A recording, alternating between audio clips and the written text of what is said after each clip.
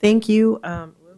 Welcome to our budget workshop. And with that, I guess we're just missing Tom Taylor, but I kind of asked Sarah to do a recap of where we were at for our fund balances and for this year, since we're running to the end of this year. And we normally, if we need to, have budget amendments coming up. So I kind of wanted to give us a brief overview of where we were at, and then to obviously ask any questions that you have. And I know Becky Leach is here too to talk about some of our programs and our capital facilities and where we're at with some of that. So thank you.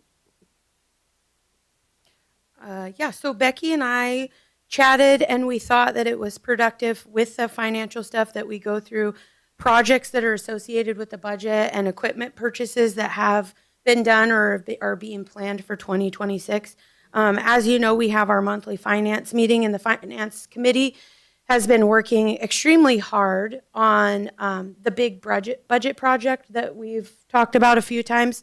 That budget project, as a recap, specifically was to fix our cost allocation. And it was a few months ago we brought an updated cost allocation to the city council for approval. And based on that approval, then we began that large project. The cost allocation, and I kind of will ping pong around, so if you want to change it. The other night when you guys had your storm town hall and I was online, they had discussed deficits and such, because in the middle of their report that they were building, we had gotten our new cost allocation. And so we provided that to them, and they had a lack of understanding, or maybe it could have been my lack of explanation, these one-time transfers that can't go into a rate study. So I was given the ability to go to different groups on that that next Wednesday and speak to that. This cost allocation is actually fixing the amount of money that goes into the general fund from our enterprise funds, not what goes from the general fund to those enterprise funds. So with the cost allocation, because we're not going to be calculating things like depreciation and things that just didn't make any sense, you guys saw the narrative and the allocation itself, is that those should be higher and less into the general fund. As a part of that, as we talk about our general fund, because obviously that's going to offset if that much money is not going in. The difference that we have was all of the fuel for the entire city, even though we have these enterprise funds and you have water trucks and you have trucks that go towards the storm and so on and so forth, was then all getting charged to the general fund. So what you'll see is those charges will go back to their respective departments, and the general fund won't have that hit, if you will, for those fuel costs, which are substantial with all of the equipment that we have. So I just want to kind of reiterate that, because I know you're at the town hall, it was like, what's happening? The storm's one of our better accounts, but in order to look at future needs, infrastructure, your waterways, things might have to change. But we aren't in a deficit, and I just wanted to make that clear, because that was all a part of that cost allocation. So with that budget project that the committee's been working on, we built all those new fuel codes. We were able to archive over 200 unused funds. So your big, huge expense sheet that had all of these funds where they never got used, some had allocations that just weren't needed. We were able to archive those. And then again, with the help of the finance committee, we got the revenue list, and that'll be about 112 accounts from the revenue side that'll be archived. So all very clean. I think that in the project itself, and why we haven't done a budget amendment yet, is because we now have to backdate, or back out, I should say, all of the fuel costs that have been charged from January to November to be associated with the enterprise funds that they should be. We'll do that, and then we will bring one huge budget request or budget amendment that shows your things from this year, which we've been tracking anyway. And then that will fix our whole budget, and it'll get us prepped for ultimately a cleaner look in 2026, and then possibly, if you allow it, moving into an annual budget in 27. So should I give it to Becky for a while or keep going? Because I still have the things, or do you want to do little bits of questions at the same time? Council, what's your prerogative on that? Do you have questions? Do you?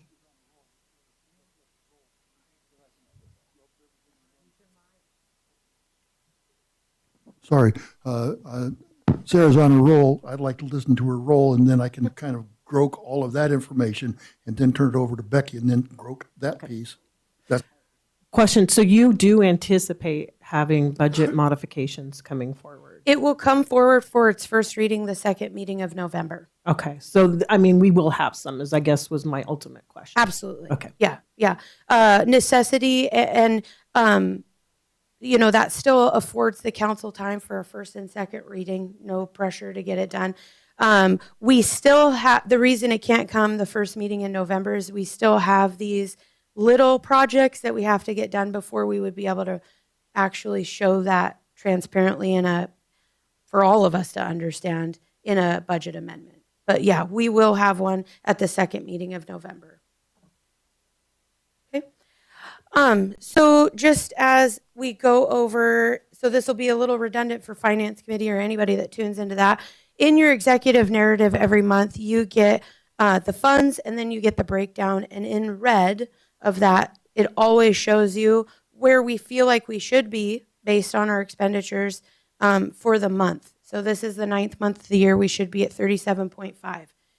If the fund goes over 10% of that, that's when I start diving in, unless it's an odd one, like there's no reason for that fund specifically.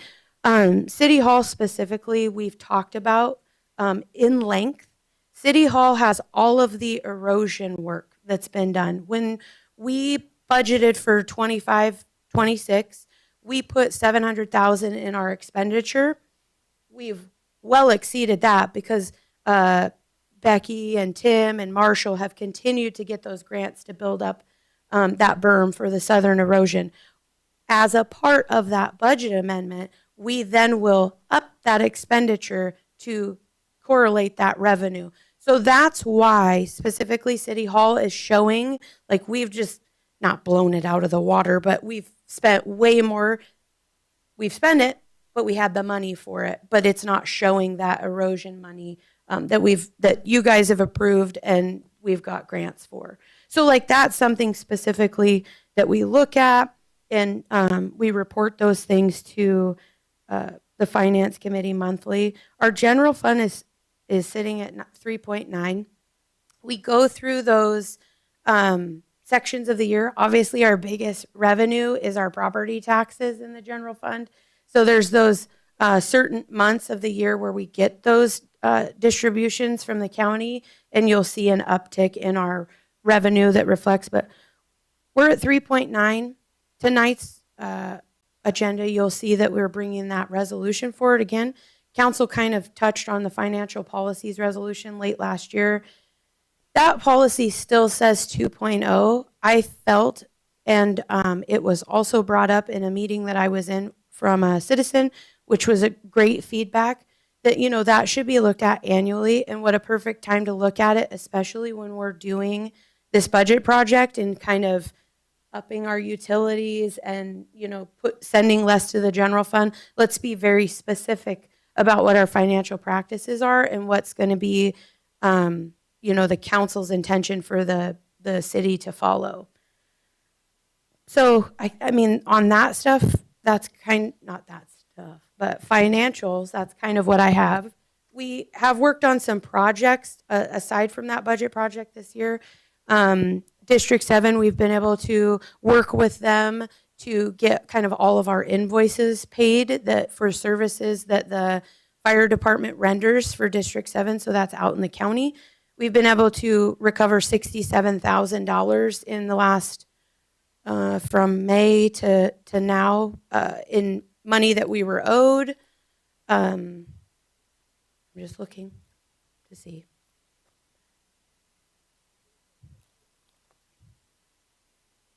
Rich has a question, if that's okay. as you're working through that, we all look at the fund balances, of course, every month. One of the things that helps private businesses is another, I would say, a supplemental page to this with the dirty word of accounts receivable. And it's something that kind of hides from all of us. And sometimes it even hides from other people that do it every day. But we have accounts receivables for the city and EMS, court, utilities and such. And I just know that human nature is if it's in front of you, you pay more attention to it. And it's not just about what's in front of you as one person, but if we're supposed to be in charge of, financial strength of the city, I think it would be really great to have another page that showed the accounts receivables. And although we're not going to micromanage it, we're going to know that, hey, it's okay that the EMS account receivable is $1.5 million or whatever it might be. And that it's typical that utilities have $100,000 of bills in arrears, or the court, normally operates at 50 grand upside down, whatever it might be. How do you feel about that? And how would you feel about the actual work of having another page in our financial? I think it's doable. I think that we would, I don't know that we'd break it down exactly by fund, but just like the executive narrative, I think that there could definitely be a page that kind of writes it out like that. And that's what I have tried to do when I send out the financials, like if there's little things, I will say that. But I think, the public doesn't get that. So I don't know that that would be, we create this. So I don't think that that would be too harsh of a deal. I think we just have to come to terms, and maybe that lies within the finance committee about coming up with the way that looks, and Shantae and I working together about how easily we can get that information, put on a document that makes sense to everybody. I think it's doable. Finance committee, do you see value in knowing how big the court's receivable is and EMS receivable is? We know we have a fire district that's been in arrears. I don't know if they've caught up by paying us. Has that happened? Yeah, that's we got $67,000 back in the last couple months. And that's great news. Yeah. We would have seen that come off. So, like, for example, just so everybody's understanding what Councilmember Hartman's talking about, when we talk about receivables, and I think that that's like the different wording is like our revenues based on what we're putting out. So, like the municipal court, for example, their receivables or their revenues based on citations that have been paid versus what goes to the state and the county, because out of every citation, there's money that goes to the state. I shouldn't say every before I get an email about saying every. That certain dollar amounts have to go to the state and certain dollar amounts have to go to the county. So we just ran some quick numbers because I know that was a question, and when we say receivables, sometimes that's a little different. So for 25, the court, based on citations, after sending the money required to the state and the county, has collected $48,737.57. In comparison to this time last year, it was $61,134.15. So that's kind of what we're talking about, is that's our money, because if you get a $100 ticket, we don't get $100 at the city for it. There's a portion that goes to the state and a portion that goes to the county. So I think that's kind of what you're Well, I'd be more that, like, the court has, I'll make it up, $100,000 worth of billables. Mhm. And how much are they actually collecting? Sure. Yeah. Fair. But that's just an example of like a revenue stream that comes in, but it's not necessarily where even some council members or community or city staff, for that matter, think we just take all that in as revenue. There's bills that we have to pay legislatively or code that require that. And if you don't mind, I know like with the fire department, for example, when they don't get their bills paid, and that does happen, people can't afford their bills paid, it does go to collections. And then I think that collections company only gets 20%. It's actually what the trend is that we get 20% That's back, like about 20% pay kind of deal. So just because we do have these safeguards, like when I started, they didn't do that for utilities. Well, that because you can lien and stuff like that, but it ended up working better when there was a collection agency involved, and they take a portion right. of that. But just because it goes to collections doesn't mean it ever actually Exactly. gets paid.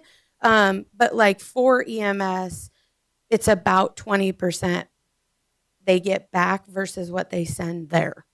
And we have a lot of indigent defense people that just, frankly, when they pay the court, they don't pay it. But we are doing a complete audit of that process. That's correct. So something specifically, so I bounce around. It'll get to you, Becky, I promise. Right now, if anybody has taken a peek, we had an entrance audit. You guys are all familiar with that. And they do accountability and a financial audit for the city. And periodically they do different audits. Like right now, I'm being audited on the Public Facilities District and the Transportation Benefit District. And even though up until this year we weren't really spending that money, they went back to 2022 to like reconcile because they can only do like 3 years worth. So they're doing their due diligence on how did we spend it? Was it appropriate?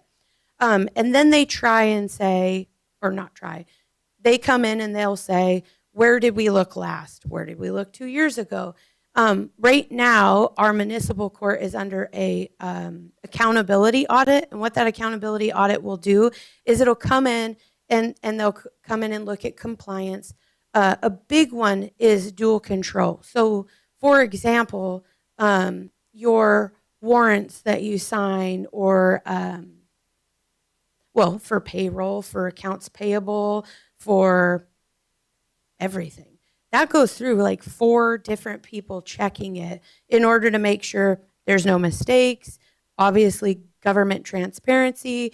And when I kind of reviewed our audits, that hadn't been done at the municipal court. So I thought, hey, this is a good time for them to, have a risk and accountability assessment on that area. So that'll be good because they give us feedback like, hey, you should probably do it this way and these 2 people should sign off. So at very minimum, it'll give us better tools for transparency's sake. So they're going through it currently specific. The whole city is going through, but they'll look at utility billing. They'll look at especially our vendor payments. That's every year to make sure there's no funny business. And this year it was the court.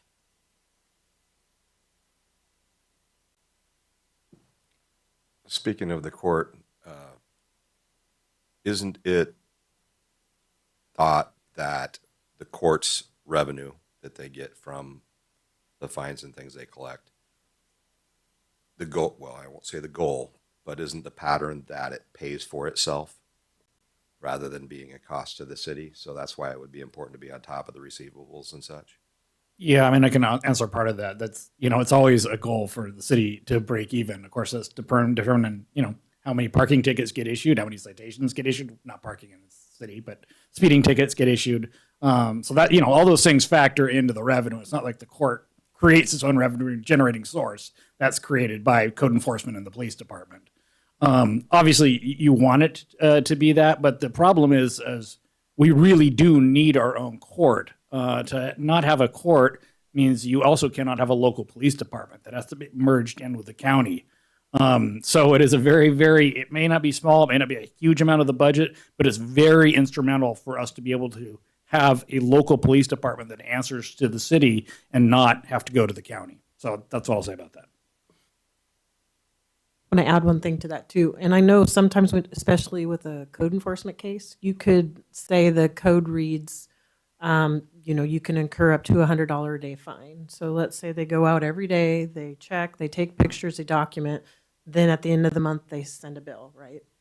So here you have a $3,000 bill that let's say, accrues over the next 6 months.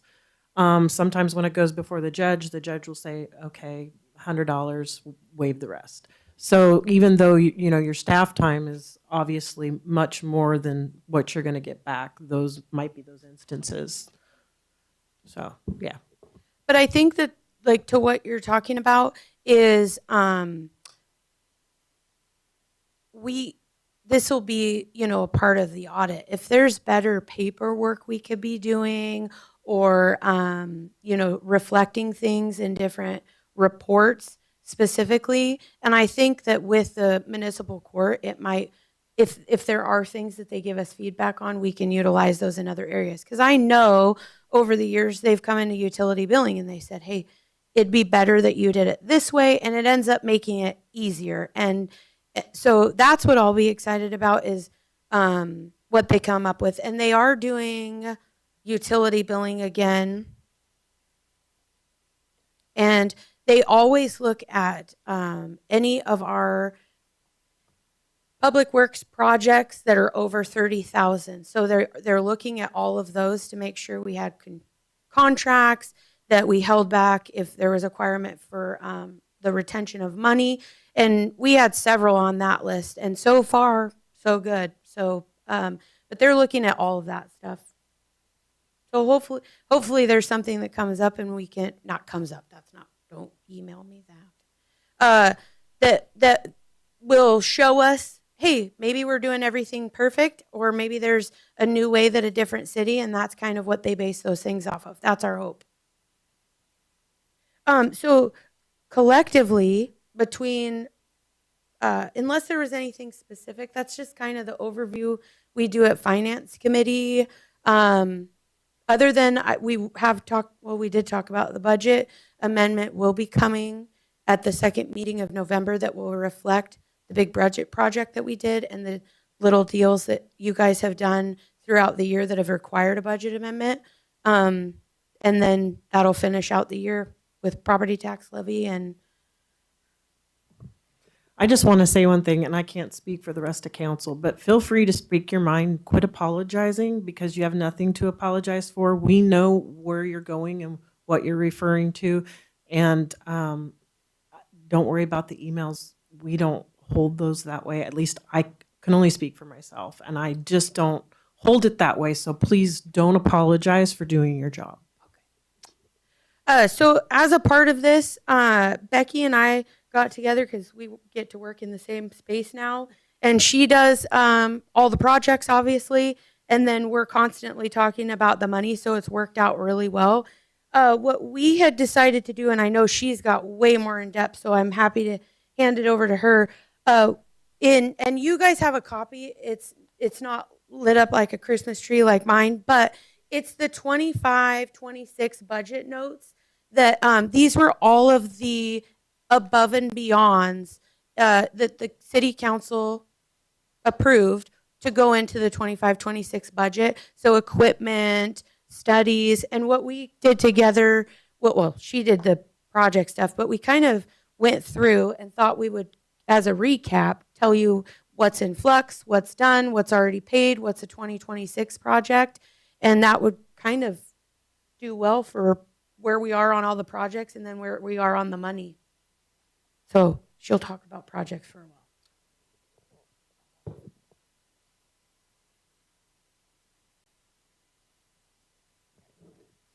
Okay, so I'm going to start with the two at the top, which is the water study and the sewer rate study. You guys have received a draft of the sewer rate study.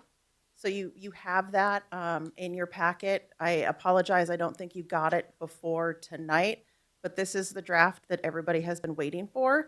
And they are working now on putting, SCJ Alliance is working on this one, and they're working on putting the projects that we have told them need to be done infrastructure-wise, small and large projects, so that we'll know what we need, and then funding options as well, as far as from the utility rate, grants, things like that. So there's the draft on that. Obviously more to come. We'll have many future discussions on that. The water study was the first on here. $25,000 is budgeted for that. Gray and Osborne has been working on that water study, which I feel like forever because they were working on it before I started working for the city. And they're close to wrapping it up. They're also just buttoning up the final details. And then that will come out, I would guess, in the next couple months for council as well. That draft is very hard to read. It is available. It's the really thick type report version versus just the rate study. We don't have anything yet that's just rate study. So $25,000 for each of those. We are well under budget for those rate studies to get done. Any questions on that before I move to the next project? Okay. So the next project, not really project, I'm really happy to say that we've hired the lead carpenter position. He started last week. Expecting great things for the capital facilities plan, knowing how much work our buildings need and what a long time it's been since we've done any maintenance on so many of our buildings. And the city owns over 52 different structures, so it's going to be a lot of work. Council approved $650,000 for capital facilities. We will probably not be able to spend all of that money next year with just Barry doing that work. I'm expecting to spend with the fire department South Station, which we are paying for out of capital facilities. We are looking at about $211,000 once the additional change orders come in, like we don't have costs for flooring, gutters. So once those additional costs come in, we're looking at $211,000 out of the $650,000 capital facilities. So we're still going to have plenty of funds to work with in 2026, and then we should be able to carry some of those funds over into the 2027 budget, whether it's annual or biennial. We'll have some to carry forward there. The dangerous dog kennel jumping up. Yeah, of course. So I guess my question is on the, and I know this is a kind of can be a fine line, but on the South Fire Station, should that not come out of the fire department? Or is that truly a capital facilities? There are things that will come out of the fire department that are definitely not capital facilities, like the furnishings. And the Plimo event that's coming to council tonight, I also don't think should be coming out of capital facilities. So we have an either or option for council to decide on that tonight. Because we purchased the South End Fire Station, it is a building that we own. Okay. So we are doing maintenance on it. So that's why we brought it to council, and council approved for that part to be paid out of capital facilities. Okay. Because it's a city-owned building. Yep. Thank you. The dangerous dog kennels has an approved budget of $64,000, and we're going to start working on that 2026. We're working on getting estimates and costs for that now, so we should see that moving forward next year. The Chinook Park walking trail, the Parks Board gave an estimate of $20,000 for that project and working with volunteers. So it's something that I know has been a topic of conversation about, are we doing it, aren't we doing it? We don't have costs from the Parks Board yet for this is how much the rock is going to cost, this is how much, the rest of the materials are going to cost. So once we have those, we would potentially be able to move forward, if that was the decision, on ordering the materials, and then the Parks Board moving forward with working with volunteers to get it installed. In my opinion, $20,000 is not going to cover it. I think the rock alone is going to be that much. But that's where we're at with that. So we're looking at 2026 for that one.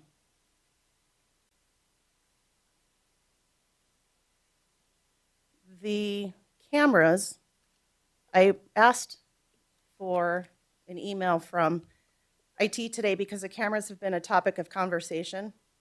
And what I received from IT is, I don't recommend these cameras because they will not integrate with our current security infrastructure. The cameras require what's called PoE, Power over Ethernet, meaning they will also require purchasing a network switch or a PoE injector. Obviously, he says that's much better than I do because I don't understand all the IT stuff. In addition to connectivity and integration, This company is just one of thousands of Chinese companies on Amazon that has questionable long-term quality and security. We have to be really careful with what we're doing with security with any camera system that we have. And then what I also didn't realize is that we have a surveillance policy and procedure manual, and those cameras wouldn't qualify to be part of our the policy that covers the surveillance. So that's another reason that they can't be used. And we have to hold those records for 30 days too, so there has to be something that can capture it and store it in our system for that long. So what are the plans moving forward for? Yep, so the plans moving forward for that is Xander, our IT guru, is working with Keaton and Alex in that company, and they are going to be giving us an estimate pretty quickly about what it's going to take once fiber is installed so that we can get the cameras out there. But before that happens, we're also looking at installing cameras at the beach approach at Chan Salamar bathrooms, and that is something I think we'll be able to have a cost for at one of the meetings in December for council to approve. So by the end of the year? Yeah. Okay, thank you. Skateboard park lighting, also one of those things that was presented by Parks Board with solar lights from Amazon for $600. Something we're going to look at in 2026. The solar lights, we've tried to install them at the roundabout, and they don't cut it in Ocean Shores. So we don't want to put something up that's not going to work.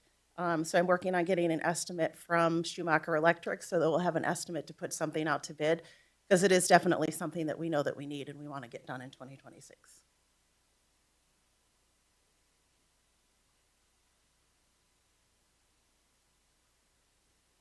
The storm and operational section, 2026, we're going to be working on the pole barn. Ricky and I have been discussing needs and options for that lately, and Public Works is going to need a considerable amount of bays for the dump trucks that they already have that aren't able to be stored inside. New dump truck need to be stored inside.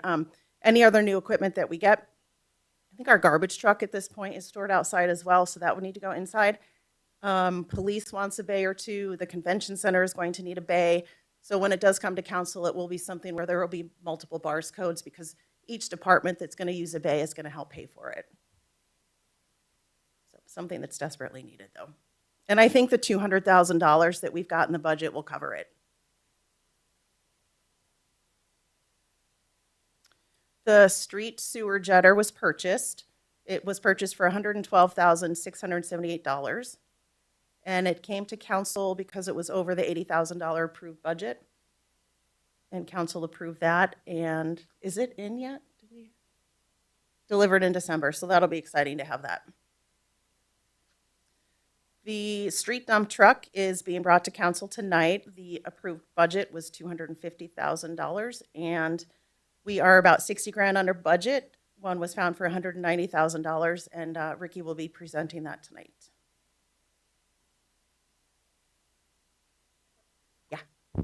So I know that we're just talking about this and I know it's on the agenda, but at this point,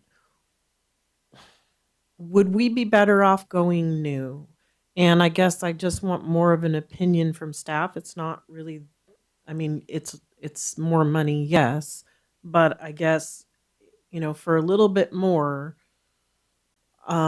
we'd be getting a new one versus a refurbished one. Or should I hold that question? No, it's a good question, and I can speak to some of it, and Ricky will correct me if I'm wrong or want to add more to it. It'd be $116,000 more, $160,000 more for a new one. But also the one that we're getting has a brand new engine and transmission in it. So while we're starting with a body that's however many years old, we're really getting a pretty new machine for that amount of money. Ricky, how old is that truck?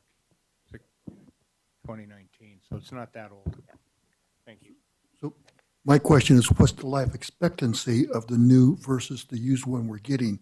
Is there that much more life expectancy? Because a well-maintained truck, they seem to run forever, is my impression.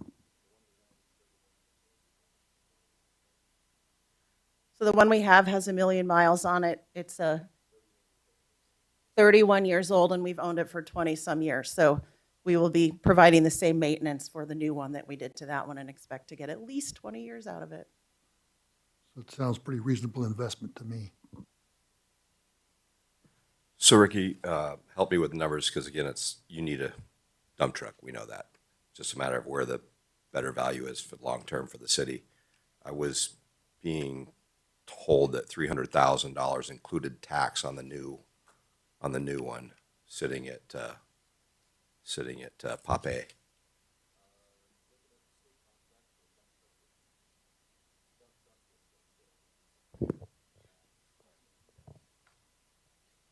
Looking at the state contract, des.wa.gov. Yeah. They have state contracts that go out to bid all the time.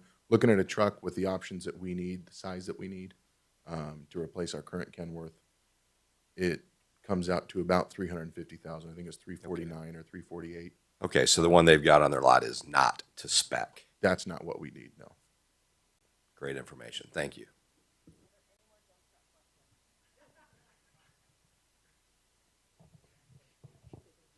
That's true. It'll come up again. Under sewer capital improvement, the wastewater headworks fine screen is in production currently. And Rogland's won low bid for the installation, and we are about $60,000 under budget on that project. Once delivered, complete, taxes, everything installed. So that is great. We'll be able to use those funds someplace else in the sewer department. Pump station upgrades will be a 2026 project. That's really one of those ongoing things where we're doing a little bit every year, and we'll probably continue to be doing it for years in the future. The wastewater outside motor control, that will be a 2026 project. The diffuser replacement is also going to be a 2026 project that we may hold off on. We may do repairs with some of those funds, so stay tuned on that one.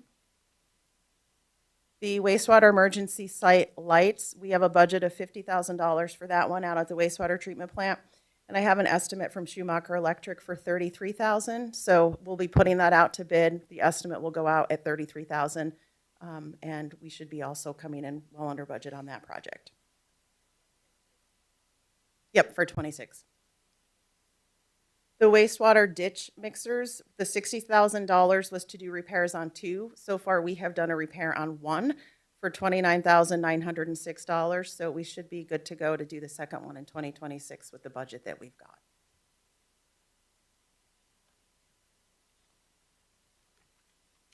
My last project to talk about, other than the fire station, this is the most exciting one for me, is the clinic, which was approved to be used out of the ARPA funds that we hadn't yet spent and had to be allocated by the end of 2025.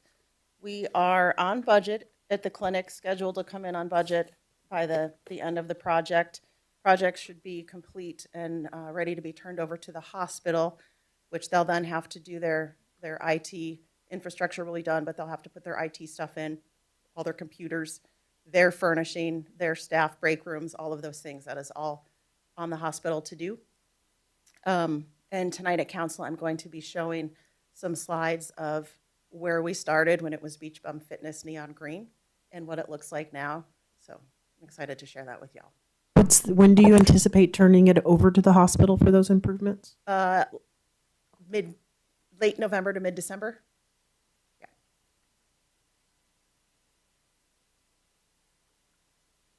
That's what I got for projects.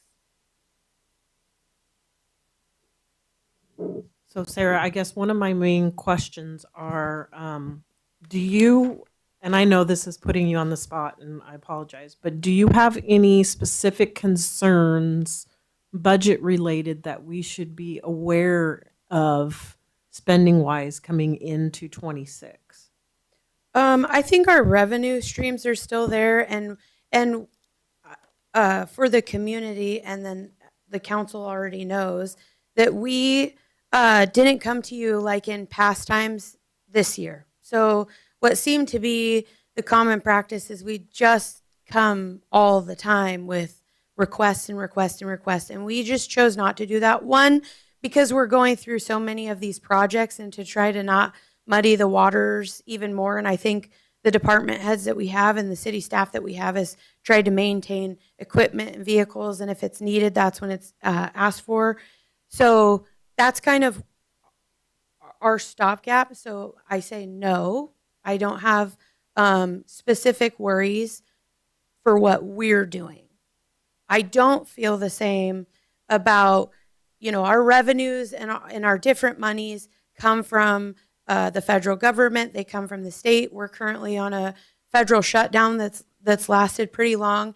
And I'm no expert. I do my best and I use my resources. We work with Terra, not constantly, but we use our resources. We had a department head meeting based on these facts. We're coming to a year end, which what I didn't want our city, or what I wanted our city staff to kind of get away from is it's the year end, spend what you don't, you're allocated this much. And so we did say, hey, let's slow down because it's really hard for us to trend something out thinking you're just going to not spend all this money. So we did ask the city staff that. They were happy to oblige. We already have things budgeted, so we're comfortable with those kind of requests. With the mayor's approval and after a department head meeting, this was the direction sent out to the department heads from me with the mayor and city administrator's blessing. As discussed at our previous department head meeting, all departments are directed to limit spending to essential needs only during the current government shutdown and as we move to the year-end budgeting period. No discretionary or non-critical purchases, travel, or project expenses are to be made at this time without prior approval. Expenditures must be directly tied to maintaining essential operation, public safety, and legal compliance. Any exceptions must receive prior approval from the finance department before any commitment or purchase is made. These restrictions are necessary to ensure financial stability and responsible budget management as we navigate this period of uncertainty. Your full cooperation and compliance with these measures are expected and appreciated. The reason we said finance department is that, like we say about the mayor, he will find a deal at the dollar store, I assure you, is that every expenditure we're talking, and what we did is not saying we're not in COVID, like you can buy toilet paper, but what we're saying is let's get a double check before we stockpile, non-essential things that we don't need to get in our everyday. Let's ride the couple months out to the end of the year because what I'm fearful of is the longer the government shuts down is federal employees are not going to be working, then state employees, like it's trickling. I want to try to be ahead of that, and we have, without any scariness, the opportunity to do that. I think project management, public works, everybody's willing to do that. So I don't have any major fund concerns. I think the cost allocation is going to do beautiful things in our utilities where we can really focus on future infrastructure and maintenance opposed to how do we just pay bills. So not at this time, but I do want people to remain cautious. And is it something we budgeted? And even if it's something we budgeted, do we need it? A dump truck, they need it. That's the reality. It's on its last leg. They don't have it. They're not operating. That's an essential need right now, and it was budgeted for. But if other things came up that weren't under that, I'd say just think about it. Doesn't mean it's a no, but to think. I was just going to add something to that. So we are fortunate in Ocean Shores in as much as we do not have a large federal workforce, and the only one we really have is the post office, and that's still operating and still running. We are not really reliant on a lot of federal funding. In fact, most of our federal funding that we do get goes for emergency management issues, and some of that's already been cleared off the board. So in that sense, we are very, very lucky. The shutdown won't impact us like it will impact a lot of other communities. The one thing I would say that is the unknown in the situation is property taxes. For the first time since I have been in Ocean Shores in 6 years, the valuations have gone down on a lot of properties. People who got their property tax bills or their assessments, it has gone down, and that's our largest single source of revenue in the city. So I just don't know what that's going to look like. We may see a 5-10% dip in what we received in property taxes, but we don't know that yet. So the jetty, though, I'm assuming is put on hold? The jetty is not put on hold. I'm happy to give you an Okay. update of that. It is on hold for a different reason. It's not on hold for a funding reason. The bidders have challenged the Army Corps of Engineers in how yes, this is the case, how rock is going to be procured. So there is a bidders challenge right now. That is going to, and I don't have it sitting in front of me, but I've got all the data. That is going to delay the process. But from what I understand, the money is still all there. They are going to start it, but the reason that they haven't started that process yet is not because of the federal shutdown. It's because of a legal bidders challenge to what they sent out for their recs to get the materials that they need to do that. But that is, in fact, I had to actually call the Army. Or I spoke with our head of our port, Leonard Barnes. I wanted to say Johnson, and I know that's not right. Leonard Barnes. Spoke to the Barnes. He put me in touch with the right people at the Army Corps of Engineers. I called. They said that's what the delay is. They're going to keep me in the loop as they move forward. So we are still anticipating that project getting done. It's just not going to get done right away. Do we know how long it may be put off? They told me it could be as long as 6 months.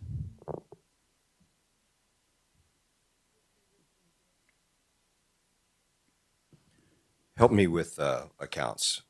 EMS reserves. I can see very clearly, or it says emergency care, 1.667. And then there's EMS operational. Are they combined on here? Or is there a separate fund for EMS operational? The EMS operational is 104. And EMS capital reserves? It's in I know, on your, oh, that fire. I don't know if, I think, I'm thinking it's the same yeah, I account. think it's the same. But don't quote me on that. I can go through the book. I don't, that's what our previous finance director could rattle those off in a heartbeat, so. In assuming I'm going to get an email that says I'm wrong, I believe it's the same account. So council, when you're looking at Fund 104 that's got 1.667, it's actually come up a little bit the last couple months, probably because of some of the things that she's done, which is really great news. Because what scares me is you see the capital reserves where they've got $320,000 worth of equipment that they need. What's not on there, and you'll be experiencing this, there'll be another ambulance request sometime in the near future because of the miles that are on them. And the one we really don't want to talk about, but it's going to happen to you, is the fire truck. And I'm positive that that's a 7-digit number. And And the fire truck reserves can't be purchased out of EMS. the fire truck will not be. So that'll be a general fund item or a different account. That will be a general fund. It will have to be. That's where our fire is paid out of. Okay. So good news is the EMS fund would not be affected. But you need to find $1.5 million or whatever it is for a fire truck somewhere else. And then I noticed that the sewer capital improvement with the $580,000 is going to be down to $111,000 at the end of the biennium. So we've got a sewer rate study going right now, but we've got some. Well, and I think that that's expenses. what we've talked about, and Finance Committee can attest, is that next year, as we're working our way, and we've worked with Councilmember Sires specifically on LTAC and the convention center's reserves, is that the city has never been great about keeping up reserves. We know we have to buy these equipments, and we know, and so it's like, how do you start? And that would be our way, is when you're looking at rates or similar, which I know is little, but when the 3% got assessed and that went straight to their reserve accounts, it's like, we want to find ways with the Finance Committee and with the council and citizens. They have great ideas on it too, is start somewhere. It doesn't have to be a ton of money, and it builds up you know, it doesn't have to be a ton at one time. And so that would be what I feel our job is going to be as we go into next year, is see where we end and then start figuring out where we're going. Everybody should have a reserve account. I don't want to impact rates in a negative way, but they can be done in little ways. Not spending every dime we have of our LTAC and deciding, as the LTAC committee's talked about, making a recommendation where an automatic 10% right off the top goes right into a reserve account, so that you're not getting an LTAC request for, you know, 900,000 for soffits. You know, we've got it put somewhere. But I would encourage, several of these have reserve accounts. Our job will be making sure those reserves don't get put back into the general fund to make it look pretty, which has kind of happened in years past. The fire department had reserves, and those got taken away. So that will be our big job, is how do we show that, you know, so that we are building those up, but how do we start it? And it doesn't have to be something huge. 3% is going to add up. That'll be 60,000 just in what you've done, which is some hose or something they might need. I don't know, you know. So that would be my biggest thing as we navigate what we should be doing next year, is the reserves specifically. So a few moments ago, Sarah was talking about purchasing, and this is an idea, I think it originated in Frank's office with one of our discussions.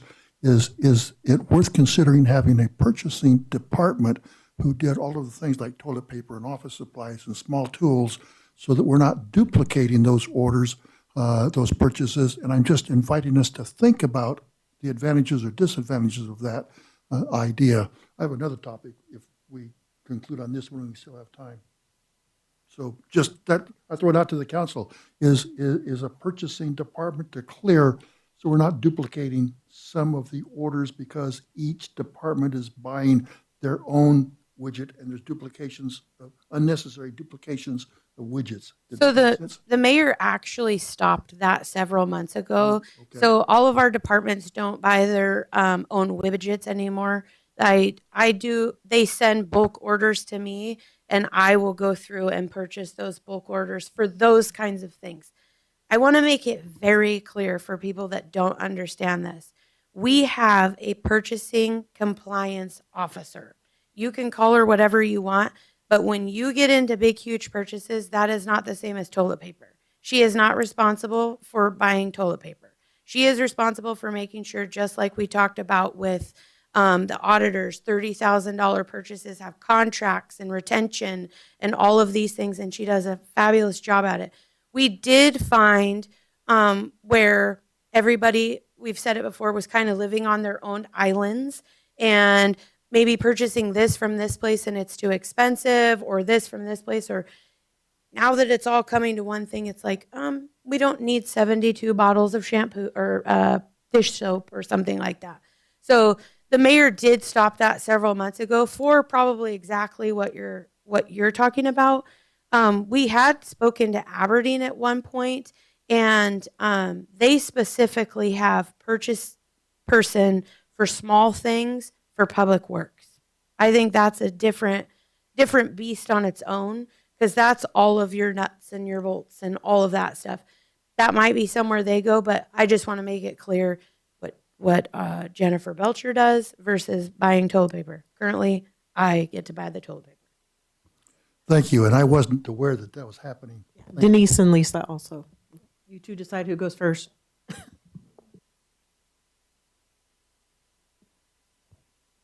I just wanted to thank you for the budget notes and the listing of all the projects. It really helps to have them all in one place. And I think it's also helpful for the public, as there has been discussion as to what we are doing for infrastructure, what we are doing for facilities. And as we know, we have had a study for the facilities and what needs to be done. And we have given them the critical and the urgent labels as to how we approach them. But seeing it, all that has been accomplished just in 2025, really shows all of the work that has been done in all the departments. So thank you. I just wanted to follow up on what Denise just said. With Barry starting his new job, we are going back through the capital facilities report and ranking all of the urgent and critical type items that need to get done, and then focusing on those first. Those are the estimates that he's putting together and the work that we'll be doing first. So it's the most greatly needed items off that list. Thank you.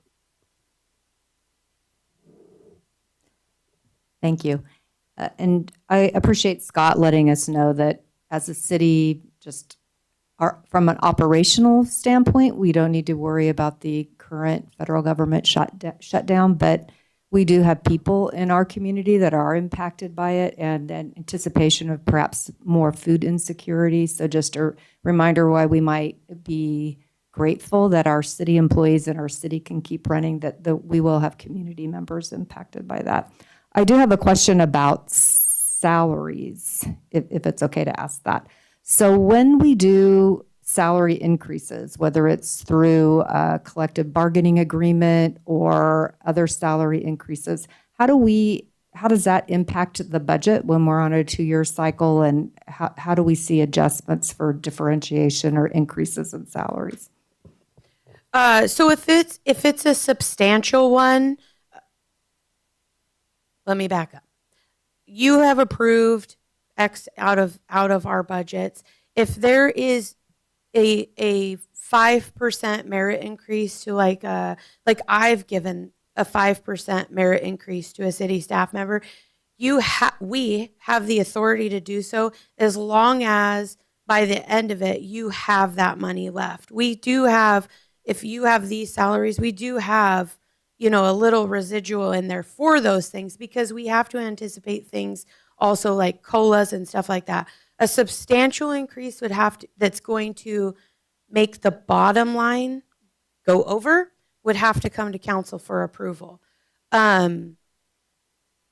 don't know that we've had one of those yet, because I'll even utilize mine. Well, I was finance last year, so that's not a good one. Because we didn't fill my position, and I didn't get as paid as much as Angie did, so the city saved some $75,000. Where we have to look at budgets and things like that is when that bottom number. So we have all the lines: salary, health insurance. The state auditor the state auditor doesn't care unless you put that bottom number into a negative, essentially. So if your overall budget can assume it, it's fine, if that makes sense.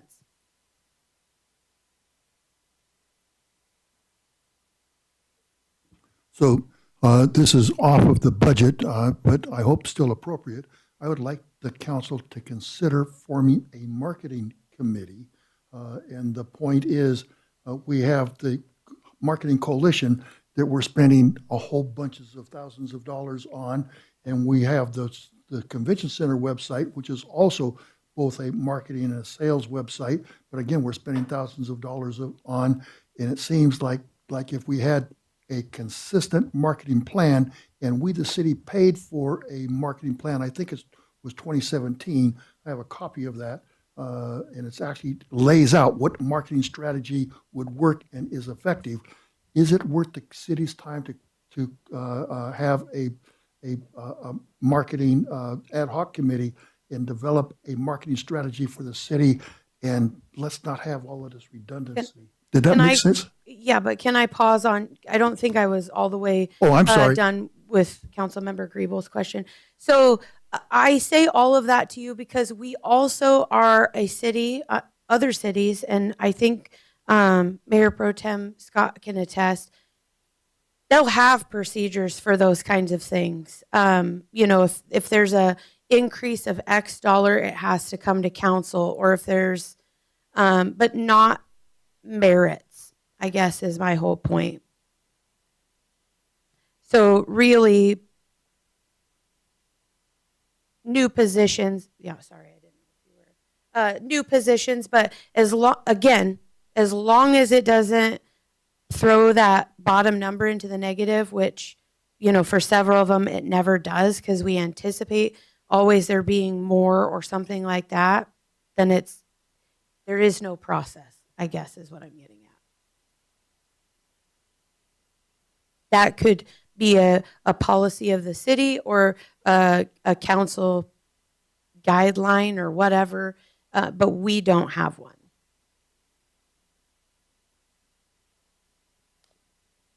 And I guess my only follow-up is, and maybe I'll wait for the good of the order, is maybe to have some policies around or council policies around salaries or how those work or maintaining gaps in salaries. And it might be, it wasn't in there before. Well, you guys are on, we have that salary commission. And so that was new, I think last year was the first year. We're in just for everybody else that's listening. The exempt agreement specifically, that wouldn't answer questions for department heads to give the union. So that might be something you have to look into. We have where it's the salary commission will review for, are you being paid effectively for what your job duty is? What's the COLA going to be? They actually can set our COLAs exempts, the salary commission. But that is the only policy related to merit increases or job offer things that has any say. We don't have a procedure, I guess. The So- mayor has to sign off on it. Do Like I y'all can't just think give having a one? raise without a mayor approval. That's Do y'all think having a policy or procedure would be helpful, or do you feel like you're kind of covered? I mean, I'm asking. I know everybody do things. Every city does things differently, most definitely. But I don't know.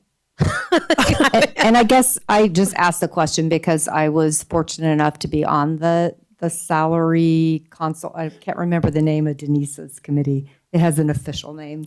Salary Compensation Committee. And through that, actually spent some time, more time than I have in the past, looking at different salaries. And I had some questions about how they were being set and how some of them were different and some that looked like maybe the salary should be higher than another one, but it wasn't. And so I started having some questions and I didn't know whether there was a policy or a procedure for the council when we look at salaries.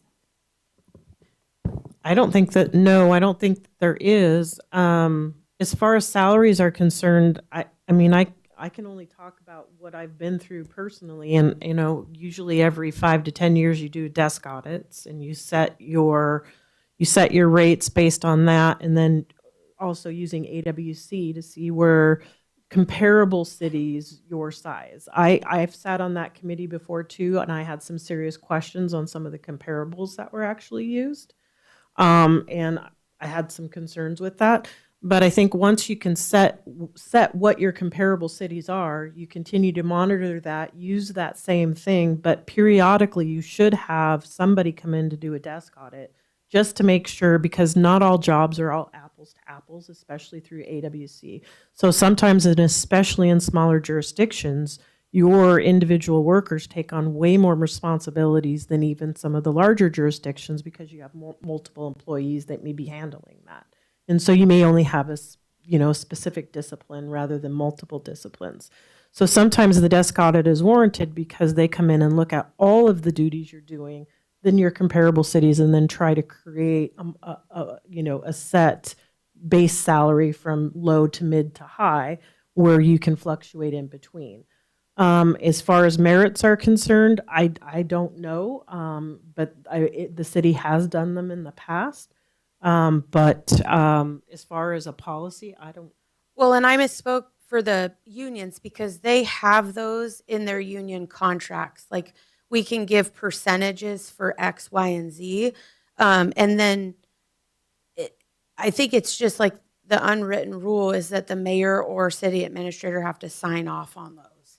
So, I mean, I think it would be easy for our human resources department to just say, this is the procedure we follow when we're giving raises. But on an executive level, I don't, that would be your guys' decision with the mayor, obviously.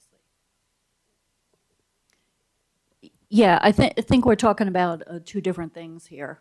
What the salary compensation, the committee, and there were 3 council members, myself, Lisa, and Tom, on that. What we were looking at was cost of living increase. And that was our only responsibility this year and last year when Rich and I did it, it was the same thing. There is definitely what Lisa was talking about. I've been involved in several of those, the desk audits. Those are very detailed, and frankly, normally you need a consultant to come in and do those because you can't compare one city to another because each job is different, and those usually take several months, and that is not what this committee was looking at. We were only looking at COLA, and that becomes very difficult too because if you look at what is the average, and we did look at the average of 66 cities. Those 66 cities include Bellevue and Sammamish, as well as small cities, and they are from AWC in Eastern Washington. So we did try to look at what comparables were. We did try to look at what the unions were getting. But overall, our recommendation does go to the mayor, and it is only a recommendation. And then the mayor looks at the budget with you to see what is actually feasible to stay within our bottom line. What about keeping the COLAs equal to, for the exempts, keeping it equal to what the unions get? I know that they're different contracts, but in terms of your main public works ones, not police or fire, what about keeping it tied to whatever theirs is? In the previous, before there was a salary commission, in the previous agreement that the exempts had, it was the middle of all of them. So the fire would get this, police would get this, clerical, public works, and we got the middle average. That's not written in this one. The salary commission makes the recommendation to the mayor. That's something that could easily be changed, but And those are factors they could easily use. Yeah. That's not hard. I mean, Yeah. that is what it's always Yeah. was in the past. We couldn't get more than the highest, couldn't get lower. It was just right in the middle, but those are easy factors they could use on it for the COLA. So, and just in general, as it relates to the budget, when you look at our city's budget, what percentage of our budget goes towards salaries and and benefits? Is it 25%? Is it? it's a lot. It's a lot. It's the biggest part of the budget. Without having it right in front of me, my guess is you're between 70 and 75%.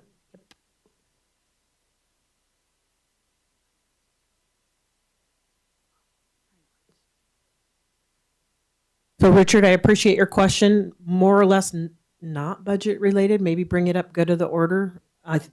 That's perfect. Rich, go for it. Mine's budget, but I'll be quick. The golf course has become an albatross around our necks.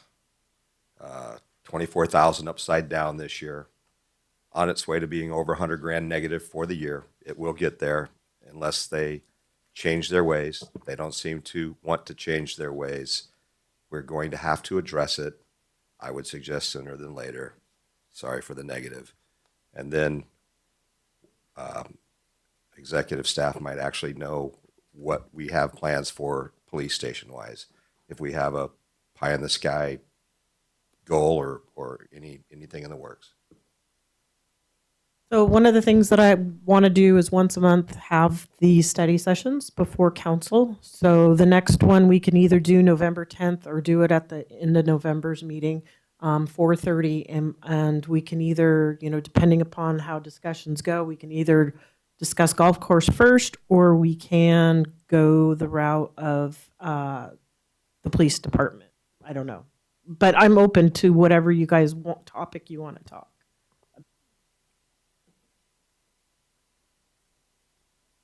I think the golf issue would be more pressing at this time than the police department. I think that we have some things that could possibly be done with the police department, but that may be long-term, and it depends on factors outside our control.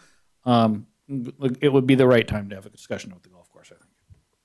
I want to just say on the record, I think that it is most appropriate for this council to get very serious about the golf course. We sat with the mayor and the city administrator today and voiced some of our strong concerns when it comes to financials with the golf course and what we've been doing. This has nothing to do with employees, has nothing to do with the management company, has everything to do with the infrastructure going forward and what the city's putting out. To date, since we started this contract, we've received $200,934. We have spent $381,102. My concern is under the previous lease agreement that we had, when the city was asked for money, it was for capital improvements. And I will say it again, and it's not to hurt anybody's feelings. That was for irrigation. That was for bridge repairs. We are putting $381,000 out. This has nothing to do with how they operate it, how great they are to the citizens. We love the golf course, but we've put $381,000 out, and that is not an irrigation system.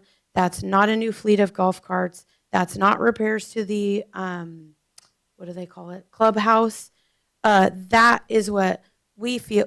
And this number, this 381,000 does not include your net repairs. This is just the money back and forth. So again, on the record, this has nothing to do with the people that work there. The love of the golf course has everything to do with, we're talking reserves, we're talking infrastructure. We've got to make a plan for this. What happens when a capital improvement is needed? There's a pump that's needed. That's not included here. Yeah, so the capital facilities, there's $500,000 in repairs. So we have to look, and like to the city administrator's point, there are things that we think we could fix, and it's just going to take some discussions, but it also takes the council's attention.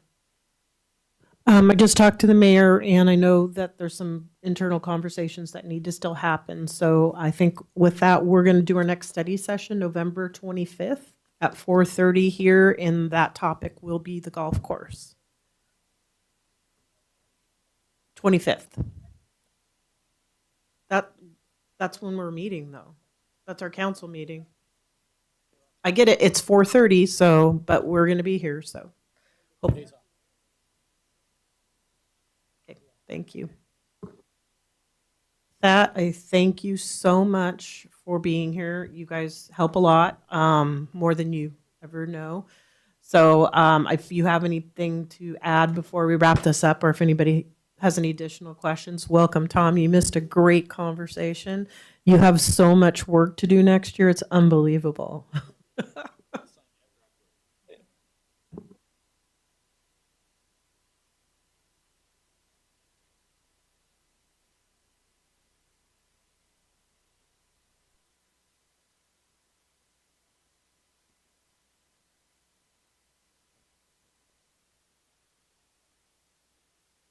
This has been a live presentation of North Beach TV.